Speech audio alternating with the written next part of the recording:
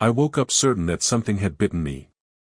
The sharp sting lingered on my wrist like a phantom fang mark, and for a brief, disoriented moment, I thought the orbital station had sprung a leak and space itself had tried to take a nibble out of me.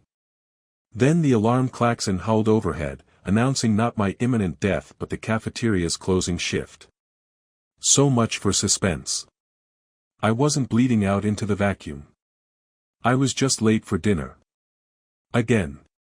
Still rubbing at my wrist, I pushed through the swarm of tired engineers and pilots making their way off shift, boots clanging on the magnetic floors. Out there, beyond the pressure windows, the curve of Earth shimmered in blue and white, mocking me with the reminder that normal people had normal dinners with families and candlelight and awkward in-laws. Me. I had a tray of lukewarm protein stew waiting, possibly guarded by an aggressive vending drone. By the time I collapsed onto a chair in the station's cafeteria, half the seats were already occupied. The other half were sticky. Stainless steel tables, humming light panels overhead, the smell of reconstituted coffee strong enough to peel paint. A romantic paradise, if your idea of seduction involved indigestion. That's when the joke slipped out. I was spooning paste that claimed to be curry into my mouth when I muttered, louder than I meant to, "Will anyone ever marry me?" A ripple of laughter rolled across the table of my colleagues. Dr. Ramos snorted protein shake through her nose. One of the shuttle mechanics clapped me on the back like I'd just announced a comedy set. "Not with those table manners, Winters," someone shouted. I bowed theatrically to the peanut gallery, pretending my tray was an audience gift. The whole point was to get them laughing so they wouldn't notice the hollow ache behind my ribs, the one that showed up whenever birthdays or weddings came up. Humor was cheaper than therapy. But then, from the far end of the hall, a voice. Calm. Low. Clear. "I've been hoping." The noise died as though someone had flipped the airlock switch. My colleagues froze mid-laugh, faces caught between amusement and confusion. I turned, the way a man does when he's just heard something that might alter the rest of his life. She sat alone at a small table, a plate untouched before her. Dark hair spilled to her shoulders, catching the harsh cafeteria lights in a way that made it gleam like liquid night. Her face, serene, unreadable, was fixed on me. Not on the group. Not on the joke. On me. And then there were her ears, barely visible under the sweep of hair, long, delicate, unmistakably, not human. I laughed. Nervously. Too loudly. "Wow, didn't know marriage proposals came with dinner credits around here." My colleagues cackled, grateful for an escape from the tension. Ramos shouted, "Careful, Winters, you're finally popular with the weird ones." And just like that, the cafeteria noise returned, a flood rushing back into the vacuum. But I couldn't shake the weight of her gaze, or the way her lips curved into a smile that wasn't a joke at all. I tried to return to my curry, but the taste had fled. Every cell in me buzzed with a question I didn't dare ask. Who was she? Why did she sound so serious? And, most importantly, why did her voice echo in my head long after the room moved on? I stood to dump my tray, only to find her standing too. She moved with a strange grace, a kind of floating rhythm even though her boots were locked to the magnetic floor. Passing me, she leaned in close enough that I caught the faintest chill of her breath. "You shouldn't joke about things you truly want," she whispered. Then she walked out, silent as starlight, leaving me frozen with a tray of cold curry and 100 questions. My colleagues jeered. One called after her, "Hey Winters, your new girlfriend skipped dessert." I forced a grin, rolled my eyes, made another joke about how clearly she had impeccable taste to flee so fast. Laughter scattered the awkwardness, but deep down, something had shifted. When I finally left the cafeteria, the station's corridors felt different, heavier. The hum of the engines, usually a background lull, now pulsed like a heartbeat. I rubbed my wrist again, the phantom bite from earlier sharp, insistent. It was ridiculous, but the thought crept in anyway, maybe it hadn't been phantom at all. I told myself I was imagining things. That it was nerves. That she was just a woman with unusual ears and a flair for dramatic timing. Yet as I passed a viewport, Earth spinning silently below, I caught my reflection in the glass. And for the briefest moment, I could have sworn there was a shadow standing beside me, slender, long-eared, smiling. I blinked. Gone. Just me, my reflection, and the buzzing question of whether my careless joke had just rewritten the rest of my life. So, naturally, I laughed. Out loud. Alone in the corridor. Because if I didn't, I might have screamed. The orbital library always smelled faintly of ozone, like someone had just rubbed balloons on every wall and left the static hanging. It was supposed to be a place of silence and focus, a cathedral of data feeds and holographic shelves stacked with centuries of human knowledge, and, thanks to the recent cultural exchange treaty, several centuries of alien knowledge too. I didn't belong there. The last time I checked out a book voluntarily, it had been an instruction manual for repairing my toaster, and even then, I'd ended up setting fire to a bagel. But I wandered in anyway, feigning purpose, because my brain had been running in circles since the cafeteria incident.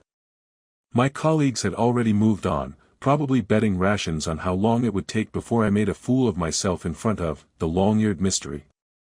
But I hadn't moved on. Not really.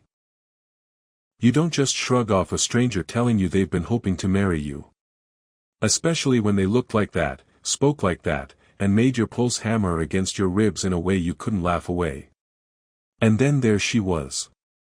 She sat cross-legged in the zero-gravity reading alcove, a nest of floating datapads around her like a halo of luminous feathers. Her hair drifted in the low grav as though it had opinions of its own, and her eyes, sharp, precise, too knowing, lifted from a translucent page to me. "Oh, it's you," she said, as if I were a late library book she'd been expecting. I raised my hands in surrender. "Promise I'm not here to propose again. Not unless the library offers a wedding package." Her lips curved faintly, not quite a smile but not unamused either. She gestured to the seat opposite, one of those ridiculous spherical chairs that made you feel like you were being swallowed by furniture. I sat, wobbling ungracefully until the chair stabilized. She, of course, managed to look as if she'd been sculpted into hers by a master artist. "You were serious," I blurted before I could stop myself. "In the cafeteria. You weren't joking." Her eyes lingered on me, unblinking.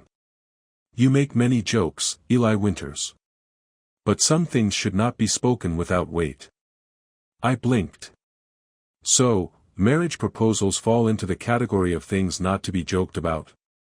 "Yes." "Well, then you'd hate half of human comedy." This earned a small laugh, like the sound of glass beads rattling in a bowl.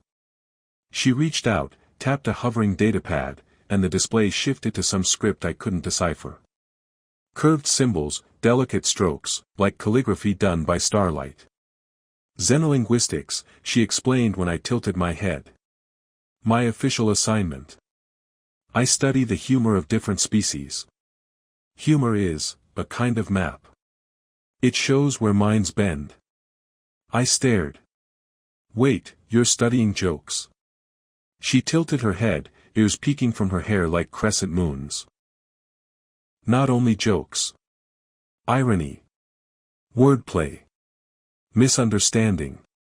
All the ways minds dance with meaning. For instance, when you said you wished to be married, you performed a self-deprecating ritual. A joke at your own expense."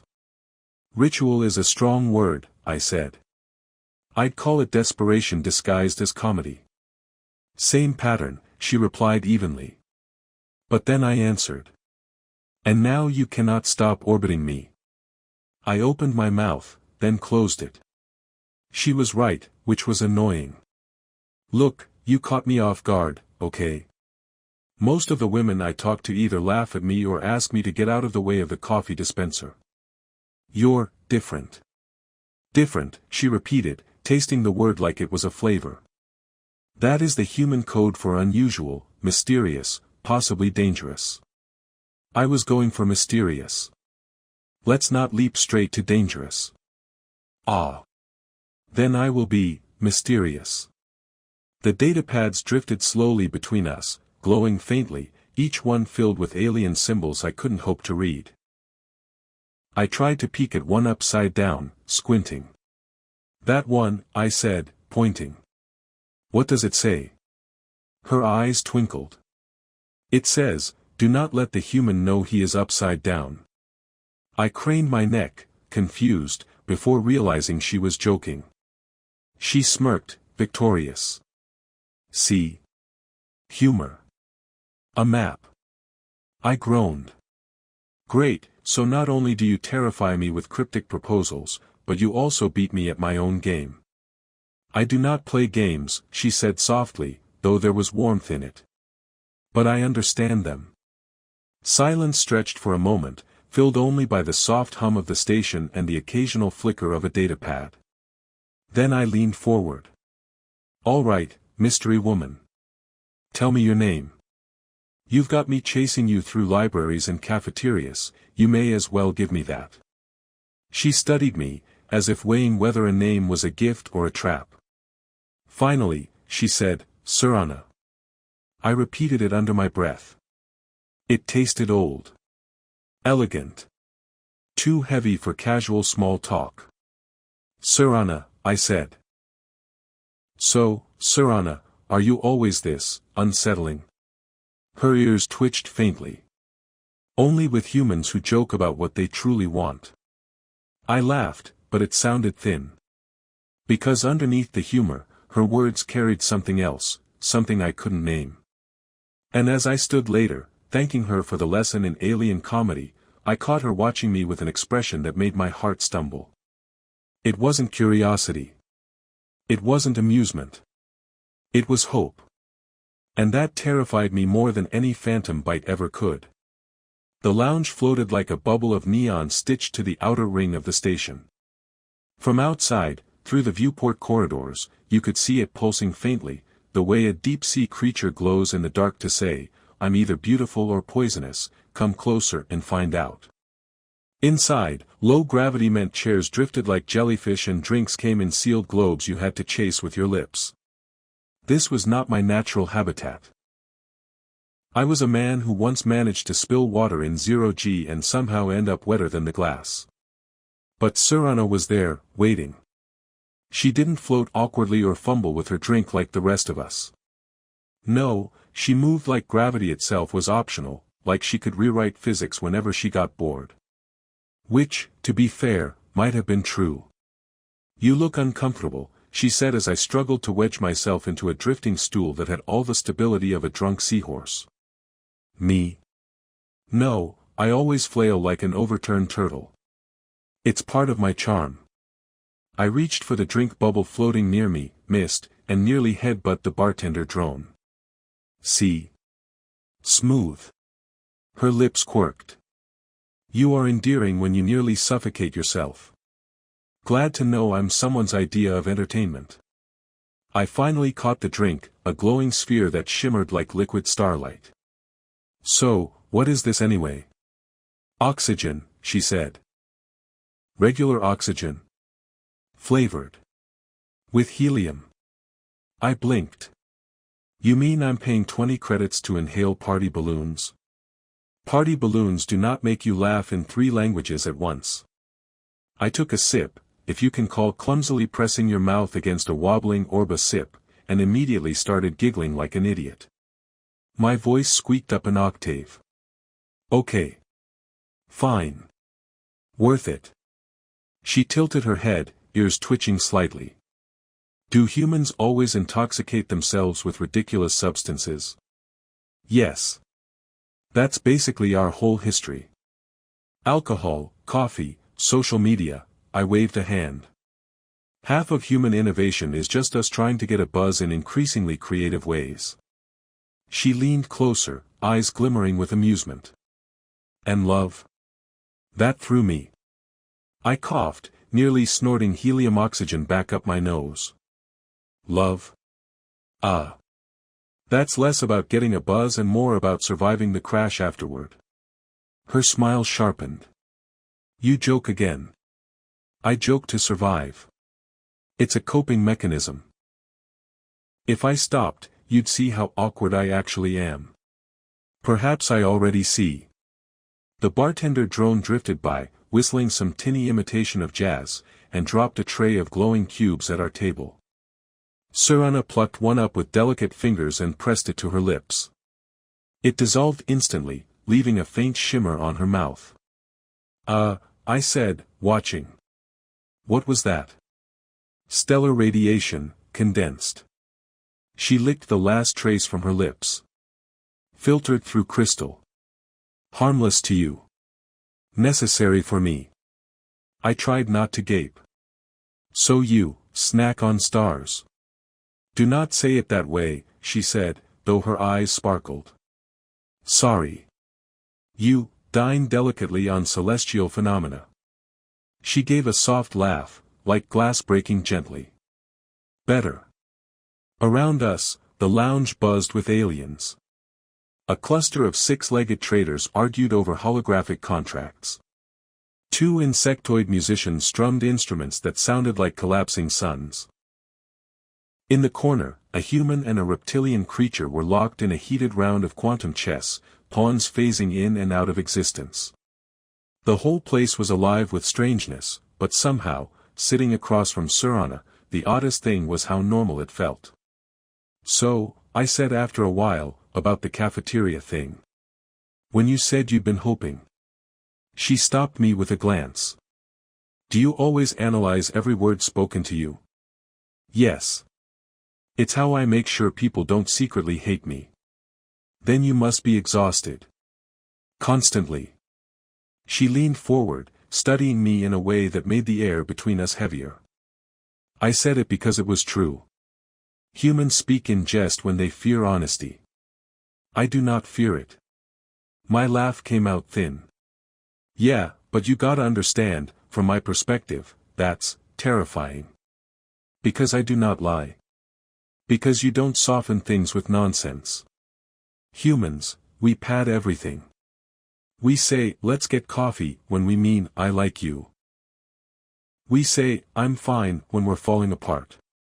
We joke about marriage when we're really just lonely. Her gaze didn't waver. Then which were you, Eli Winters? I felt my throat tighten. I wanted to joke again, but for once, the words tangled. She had pinned me like a butterfly under glass. Lonely, I admitted, finally. It was, loneliness in a stupid disguise. She nodded as if she'd expected no other answer. Then, softly, so was my reply. The music in the lounge surged. Someone cheered over a chess victory. The bartender drone hummed along. And there I sat, dizzy not from helium but from the weight of her words. I forced a grin, because if I didn't, I might forget how. Well, if this is the weirdest date I've ever had, it's also the best. And that's saying something, because once I accidentally took a girl to a museum exhibit on fungus. Her laugh this time was real, bright, and for a moment it made the whole neon bubble of the lounge feel less alien. Then, she said, let us see how strange the next one can be. And just like that, I was in far deeper than any joke could pull me out. The first alarm sounded like someone had dropped a fork in the engine room. A dull metallic clink that echoed through the shuttle's cabin. I glanced up from the console I wasn't supposed to be touching and gave a nervous smile. That's normal, right? Surana, strapped into the seat beside me, didn't answer immediately. Her eyes flicked over the readouts, sharp and focused, while mine bounced between flashing icons like a child staring at a candy aisle. Then the second alarm came, and it wasn't subtle. It was the kind that screamed, you are about to become human confetti if you don't fix this in 30 seconds. I swallowed. Okay. That one's definitely not a fork. Power fluctuation in the docking clamps, Surana said evenly, as though she were announcing the weather. We are adrift. I forced a laugh. Great, I always wanted to experience drifting helplessly through space. It's on my bucket list right after get mauled by a bear and join a boy band. She didn't even crack a smile. She just unbuckled smoothly, floated toward the rear of the shuttle, and pulled open a panel to reveal a mess of wires that looked like they'd been chewed on by cosmic rats. I stayed strapped in, considering the heroic option of helping, before remembering I once electrocuted myself plugging in a toaster.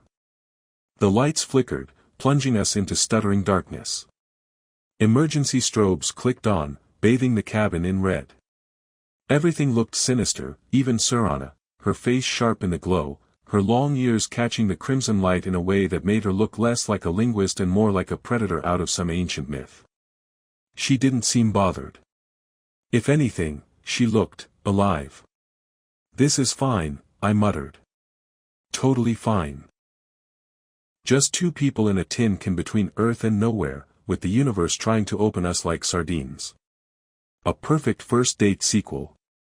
"Do not speak," she said, not unkindly, but firmly. Her hands moved with precision, reconnecting filaments, adjusting circuits. Sparks spat, and I flinched so hard my seatbelt groaned. And then it happened. The strobe lights pulsed, and she looked up at me. For an instant, just an instant, her eyes glowed. Not reflection, not trick of light. A low, steady burn, like embers banked deep inside. My mouth went dry. "Ah. Did your eyes just Windows 98 screen saver at me?" She didn't answer, but the faintest curl touched her lips. The shuttle lurched. My stomach slammed into my throat. We tumbled in a slow roll, stars spinning across the viewport like a cosmic slot machine. I gripped the arms of my seat, trying not to scream. Surana braced herself with one hand, her other clamped around a cable. Then, as if nothing terrifying was happening, she said calmly, "Give me your wrist." "Excuse me? Is this really the time for handholding?" Her gaze cut to me. Serious. Intense. "Wrist. Now."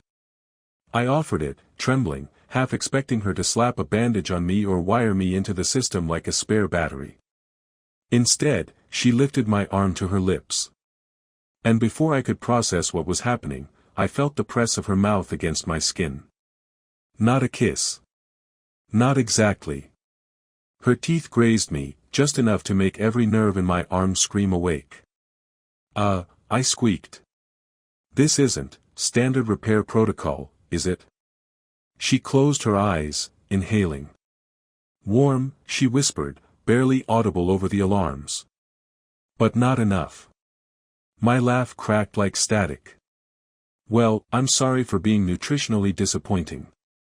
Her lips curved faintly, though her fangs, yes, fangs, caught the red light for the briefest moment. Then she released me, turned back to the wires, and with one decisive twist, the alarms cut off. Silence. Weightless, crushing silence. The shuttle steadied. The emergency lights faded, replaced by the steady glow of restored systems. I exhaled a breath I hadn't realized I'd been holding for the past 2 eternities. She strapped herself back in beside me, perfectly composed, as if she hadn't just terrified me half to death. "So," I said after a long pause, "fun fact, in human culture, nibbling your coworker during a mechanical crisis is considered unusual." Her voice was calm, almost amused. I did not bite. Pretty sure my wrist would disagree. She turned her head, meeting my eyes. "If I had bitten Eli Winters, you would know." My heart executed a triple backflip into my shoes. I forced a chuckle, because what else do you do when someone basically tells you they're a vampire in space? Good to know. I'll file that under things I never wanted to learn firsthand. The shuttle hummed, normal again, as if mocking me. I stared at the stars beyond the viewport, their steady shine suddenly feeling more dangerous, more alive. And all I could think was, she hadn't denied it. Not really. Not at all. The cafeteria again. Same humming lights, same trays of questionable stew, same smell of coffee that could double as paint thinner. Only this time, people were staring. Not because of my bad hair or my tendency to juggle protein bars when nervous, though, granted, both were true, but because Surana was sitting across from me. To be clear, she didn't look like the kind of person you gawk at. She looked human enough to pass without trouble, but she carried herself differently. The long ears helped, sure, but it was more than that. It was the way she seemed to turn every table, every chair, every photon of fluorescent light into part of her stage. She didn't demand attention, attention simply bent toward her like gravity. And right now, that gravity had me locked in orbit, trying desperately not to drop curry on my jumpsuit. So, I said, stabbing my food like it had wronged me. You realize half the station thinks we're engaged now, right? Surana calmly spooned at her untouched tray. Engaged, she echoed, as if the word were an alien insect crawling across the table. Yeah, engaged. Betrothed. Spoken for. Doomed. You know, all the synonyms. Her gaze didn't waver. And this disturbs you? Disturbs? No. Mortifies? Yes. I mean, I'm flattered, don't get me wrong. Most rumors about me involve overdue reports and how often I forget to shower after EVA drills. But marriage? That's a new high score. She tilted her head. In my culture, jokes such as yours are not taken lightly. They are offerings. Offerings? I almost choked on curry paste. Surana, I was offering sarcasm, not lifelong commitment. Her expression remained maddeningly serene. Your intent is irrelevant. The ritual matters. I blinked. You mean to tell me that when I made a self-pity joke about being single, I accidentally proposed? She nodded once. Okay, great. Fantastic. I've managed to trip into accidental interspecies engagement. Exactly what my mother dreamed of when she paid for my astrophysics degree. Finally, her lips twitched into a faint smile. You could rescind. Rescind? What, do I fill out a form? Dear Station Records, please disregard my cafeteria marriage, it was a misunderstanding involving bad curry. Her eyes glittered with mischief. Would you like such a form? I laughed despite myself, shaking my head. You're enjoying this way too much.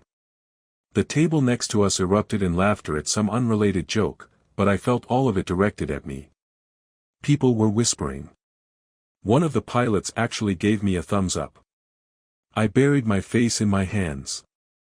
I swear, by next week they'll be printing wedding invitations on ration slips. They laugh because they understand nothing, Surana said softly. But I understand. And so do you. Her voice was quiet, but it landed heavier than the trays clattering around us. For a moment, I almost forgot the audience, the rumors, the fact that my food tasted like hot glue. Her eyes locked onto mine, and suddenly, this didn't feel like a joke at all. I cleared my throat, desperate to puncture the tension. Well, for the record, in human culture, engagement usually involves rings, not curry. Rings forged from precious metals, not recycled cafeteria spoons. She considered this, as though weighing the symbolic resonance of stainless steel. Then, completely deadpan, she reached over, picked up her spoon, and held it out to me. Then this will do. I sputtered. You can't just. That's not how. That's a spoon. Her expression didn't change. A ring is a circle. A spoon is also curved. It is symbolic. Oh no, I groaned, burying my face in my hands again. You're going to make me the laughingstock of the station and the utensil industry. But then she laughed. Not the glass bead chuckle I'd heard before. This was fuller, richer, like she'd finally let something slip free. Heads turned, and this time people weren't staring at me, they were staring at her, as if no one had expected she could even make that sound. When she quieted, she leaned forward, lowering her voice so only I could hear. You fear their laughter. But laughter is not a weapon. It is a bridge. Easy for you to say, I muttered. You're not the one they think just got engaged with cutlery. Perhaps I want them to think that. My brain stalled. Wait. Do you? She didn't answer directly. Instead, she gestured to her untouched tray. Why do you persist in eating food you hate? Because if I don't, the vending drone yells at me. No, she said firmly. Because you want to belong. Even when it is bitter. Even when it makes you ill. You pretend it fills you, so others will not see your hunger. My fork froze halfway to my mouth. I wanted to argue, but the words fizzled. Instead, I sighed. That was unfairly accurate. Truth often is. The silence stretched, broken only by clattering trays and buzzing lights. I tried to joke again, to pull us back into safe territory. So, if cafeteria proposals count, does that mean cafeteria divorces happen too? Like, do I just shout, I want a refund and throw mashed potatoes on the floor? At last, her lips curved again, though her eyes were serious. You could. But I would not leave. The words hit harder than I expected. She said them like a fact, not a promise. Like the decision had already been made. And for the first time, I wasn't sure whether to laugh or run. I had no idea what I was doing. Which, honestly, wasn't new for me, but this time it felt like the stakes were cosmic. Humans had a pretty standard blueprint for romance. Flowers, dinners, awkward movies where you pretend not to cry. But with Sarana, every instinct told me the playbook had been thrown out the nearest airlock. Still, I was stubborn enough to try anyway. Step 1, flowers. Easy, right? Except there were no flowers on the station, unless you counted the wilted hydroponic experiments in the agriculture wing, and I was pretty sure stealing government lettuce didn't scream romantic gesture. So I improvised. I borrowed a cluster of neon blue algae from the bio lab. They glowed beautifully in the dark, like bottled lightning. I presented them to her with a flourish, feeling absurdly proud. She blinked once. Twice. Is this a colony of single-celled organisms? Romantic, right? I said, already sweating. They glow when you whisper to them. Watch, I leaned close and whispered, please don't let me die of embarrassment. The algae pulsed faintly. See? They're basically flowers with anxiety issues. Her lips curved in that maddening almost smile. You have given me microbes. Yes, I admitted. But loving microbes. She accepted them with solemnity, as though I'd handed her a crown jewel. In my culture, she said softly, gifts that glow are never mocked. They are sacred. I felt my chest loosen. So. I did okay. You did, well enough. Step 2, dinner. Human tradition dictates candlelight. Trouble was, open flames were banned on the station after the Great Popcorn Fire incident. So I replicated the effect using heat lamps from the engineering bay and 2 upside-down beakers filled with luminous jellyfish plasma. The cafeteria staff weren't thrilled, but they let me have a corner table. She examined the setup with the calm scrutiny of a scientist facing a bizarre experiment. You have captured the essence of laboratory romance. I winced. That wasn't exactly the goal. She leaned closer, eyes glinting. But it is effective. I tried to hide my grin. Progress. Step 3, conversation. Humans fall back on safe topics, music, hobbies, favorite movies. I asked her if she liked movies. She tilted her head. I have studied them. Your species creates elaborate fictions where you pretend events are true, but all participants know they are lies. Yeah, I said, stabbing at my curry. That's, literally the definition of cinema. She considered. It is similar to courtship. I choked on my drink. I'm sorry, What? Courtship, she repeated, as if it were obvious. Both involve rituals everyone knows are not real, yet they continue as if they are. Pretending is part of the game. I sputtered, then laughed. That's the most accurate, and most depressing, definition of dating I've ever heard. Her expression softened. You pretend. I do not. That is our difference. I nodded, trying to play it cool, though my stomach was twisting itself into knots. Yeah, well, I think pretending is the only way most humans survive the awkward parts. Like now. Now. Yes, now. She tilted her head again. You are awkward. I'm practically a black hole of awkward. For the first time, she laughed loud enough that other diners glanced over. It was warm, bright, and far too addictive. Then came her turn to give. The next day, she appeared outside my quarters holding what looked like a vial of swirling nebula gas, shifting in colors I didn't have names for. It will help you sleep, she said. Your mind turns too quickly. This will slow it. I stared at the vial. You're giving me bottled stars. Condensed nebula particles, she corrected. Do not ingest. Placed near your head when you rest. It will sing to you. Right. Totally normal. I'll just keep this cosmic lullaby juice on my nightstand. Roommates will love it. She also gave me a small device, like a metallic spider, which promptly unfolded and began folding my laundry. I blinked at it in awe. You've solved humanity's greatest crisis. She looked confused. You dislike clean garments. No, I dislike doing them. This is sorcery. Beautiful, efficient sorcery.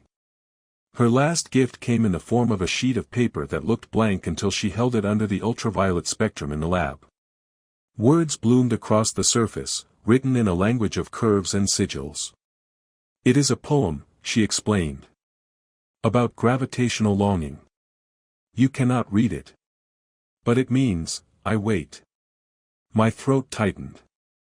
I made a joke to deflect, of course, I wrote you something too, but it's mostly bad limericks about wormholes, but the truth was, I'd never received anything so disarming. And somewhere in the middle of microbes and laundry spiders and poems written in invisible light, I realized that her way of loving might be stranger than mine, but it was no less real. Which was terrifying. Because it meant my jokes weren't keeping me safe anymore. They were only buying time. And time, I suspected, was running out. By the end of the week the station had turned into a circus. Not officially, of course, no jugglers or elephants floating in zero-G corridors, but close enough. Word had spread, twisted, exaggerated, until somehow the entire crew believed Surana and I were not just romantically entangled but preparing for some kind of interspecies royal wedding. I walked into the mess hall one morning and someone actually yelled, "Congratulations, Your Highness," before tripping over a tray of oatmeal. I wanted to deny everything, loudly, repeatedly. But the thing about rumors is that the louder you deny them, the more people believe them. So I sat there with my coffee sludge, pretending I couldn't hear the whispers, while Surana sipped her nutrient serum like none of it mattered. They are invested, she observed calmly, as if the rumors were part of the station's ecosystem, like mold in the ventilation shafts. They're insane, I muttered. I mean, look at this. I pulled out a ration slip someone had slid under my door. On the back, they'd drawn two stick figures, one with long ears, the other holding what was definitely supposed to be a spoon. Above it, happily ever after. Surana's lips curved ever so slightly. They capture us well. I groaned. You're not helping. Her eyes glinted. Do you wish to hide? Yes. Absolutely. Then it will not work. The more you resist, the more the story grows. She wasn't wrong. By lunch, a group of engineers had started a betting pool over whether our union would lead to hybrid offspring. Someone even sketched diagrams of what they might look like. Spoiler, all of them had my nose, which was deeply unfair. I tried to fight back with humor. During a routine systems check, one of the navigators winked at me and asked when the wedding would be. I deadpanned, as soon as we can book the zero-gravity chapel. I hear the bouquet toss is deadly. That got a laugh, but it didn't kill the rumor. It just gave it new legs. The worst part was, the station commander caught wind of it. She called me into her office, her expression unreadable behind a screen flickering with com traffic. "Eli," she said, voice flat, "is it true you've entered into a diplomatic arrangement?" "Diplomatic arrangement?" I repeated, sweat breaking across my forehead. "With Sir, she clarified. "There are interstellar treaties involved if you have." I nearly fell out of my chair. "No. Absolutely not. I mean, yes, but no." "Well, maybe. Depends on your definition of treaties." "An arrangement." Oh, I should stop talking now." She pinched the bridge of her nose. "Do not drag this station into a scandal. We are barely funded as it is." I stumbled out of the office half dead from embarrassment. Sir was waiting in the corridor. Of course she was. "You spoke to her," she said simply. "Yeah. She thinks we're an interstellar power couple. Next thing you know, they'll expect us to negotiate trade deals with Saturn's moons." Her eyes twinkled. "We could." "No," I said firmly, pointing a finger at her. "Absolutely not. I'm not ready to be married and solve galactic supply chain issues." Her laugh was quiet, but it followed me all the way down the corridor. The truth was, the attention didn't bother her at all. If anything, she seemed to enjoy watching me squirm. She carried herself with an ease that made the whispers bounce off her like static. And when she looked at me, I got the terrifying impression that, behind her amusement, she actually liked the idea. That night, I found another gift left outside my quarters. This one was a crude banner made of duct tape and recycled ration wrappers, scrawled with, "Eli plus Sir forever." I dragged it inside before anyone could see me blush. Later, as we sat in the observation dome watching Jupiter's storms churn like colossal marble swirls, I finally cracked.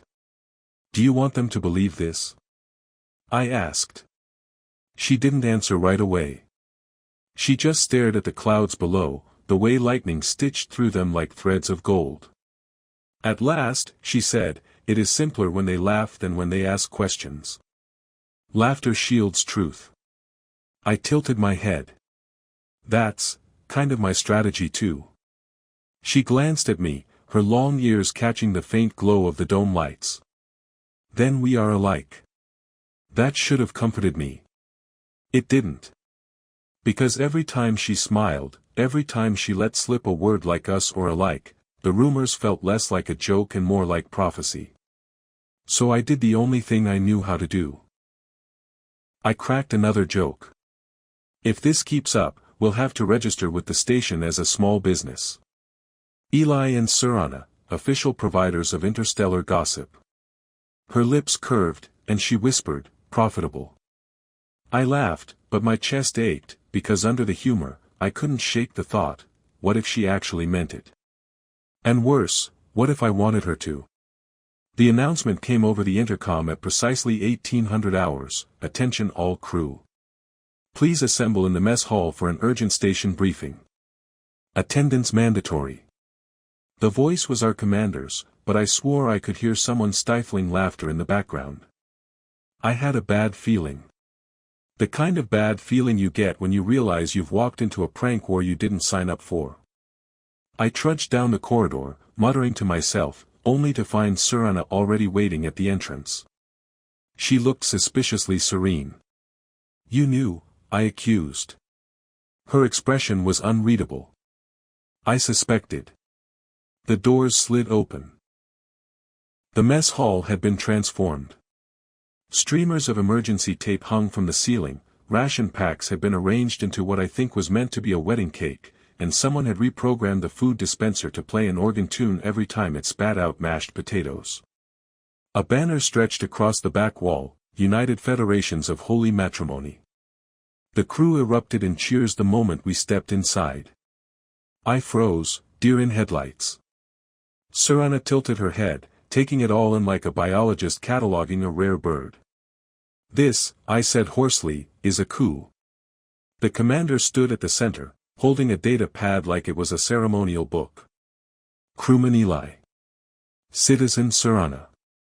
In light of recent, overwhelming evidence, it seems the station has decided your union must be formally recognized. Please, step forward. I gawked. Overwhelming evidence. What evidence? A technician yelled, the microbes. Another added, the laundry spider. A third, drunk on recycled air, hollered, the poem. I buried my face in my hands. I hate all of you. Surana, on the other hand, walked forward with perfect grace, stopping just beside the commander. She glanced back at me. You will come, or I will drag you. So I went. Because, honestly, what else could I do? The commander cleared her throat. By the authority vested in me by no legitimate government whatsoever, I hereby declare. Wait. I blurted. The room fell silent. Every eye turned toward me. My heart hammered, but for once, I didn't hide behind a joke. This is ridiculous. She's not just some rumor, okay? Surana isn't a punchline. I struggled for words, realizing too late that she was watching me intently, her eyes burning like twin suns. She's the best thing that's ever happened to me in this frozen tin can of a station. And if you all think this is just entertainment, you're missing the point. The silence stretched. Then someone in the back yelled, so is that a yes or a no? Laughter rippled through the hall. I groaned. Fine. Yes. It's a yes. Happy? Surana's smile was slow, dangerous, and warm all at once. She leaned close, her voice low enough for only me. I have been waiting to hear that. The commander, suppressing her own grin, slammed the data pad shut. Then it settled. You may all return to duty. And for the record, if anyone calls me a wedding officiant again, I will personally eject them into Jupiter's orbit. The crowd dispersed, chattering and laughing, leaving us standing there in the half-decorated mess hall. I rubbed the back of my neck. So, we're married now. According to the United Federations of Holy Matrimony. According to them, Surana said softly. And according to you. I froze. Wait. You're serious? You actually wanted this? She stepped closer, her long ears catching the glow of the emergency tape streamers. I have crossed centuries alone. I have drifted through the dark where no one remembers names. Do you think I would laugh at this? No, Eli. I would only wait for someone foolish enough to joke and brave enough to mean it. I stared at her, words tangled in my throat. And then, for once, I didn't deflect. I didn't hide. I just smiled. Guess I'm that fool. Guess, she echoed, and the way she said it, like she was savoring the word, made me laugh. We left the mess hall together, the banner still fluttering behind us. The rumors would never stop, if anything, they'd evolve into legends, passed down like campfire stories to future crews. But for the first time, I didn't mind. Later that night, in the observation dome, we watched Jupiter turn slowly beneath us, storms glowing with lightning. I rested the vial of nebula particles on the console, their soft hum filling the air. Surana sat close enough that our shoulders touched. You've changed, she said quietly. How so? You joke still.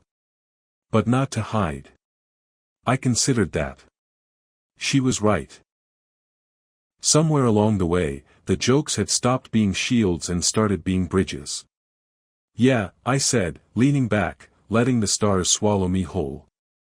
Guess I finally found someone worth laughing with. Her hand brushed mine, deliberate, certain.